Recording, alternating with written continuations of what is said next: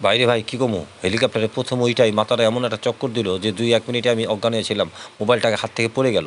শেষমেশ কি আর করবো? চুপ করে আছি। চুপ করে থাকার পরে কিছুক্ষণ পর একটু নড়াচড়া করে উঠলাম। ওঠার পরে মোবাইলটা হাতে খুঁজতেছি যে কোথায় পাই? তারপরে পাইলাম। পাওয়ার পর দেখি নিচে তাকায় দেখি ও মা! কি ছোট সব কি সব দেখা যায় কুঁড়েঘর। ভালো করে তাকায় দেখতেছি কিছু দেখতে পাচ্ছি না।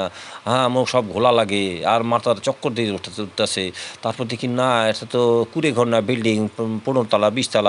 তো পাইলট ভাইরে জিজ্ঞেস করি, "পাইলট ভাই আমি নামবো কখন? আমারে গেটটা খুইলা দেন আমি ঝাঁপ দিমু।" পাইলট কয়, আরে সাবধান লাফ দিলে তো আর বাঁচবেন না।" আর কি আর করমু?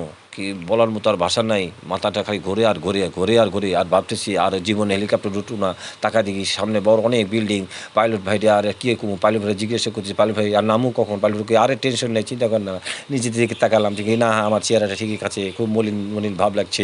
একটু স্মার্ট লাগছে। এটা এতক্ষণ মাথা ঘুরছিল না, এখন মাথা ঘুরছে না। তারপরে কি আর কমু? মাথা কিন্তু ঘুরতেই আছে।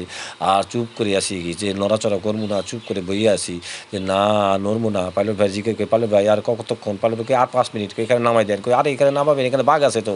বাঘ তো আপনারা খাইবে। আর নামমু কখন?" কই, "আর একটু পরে নামমু, দাঁড়ান একটু পরে নামমু।"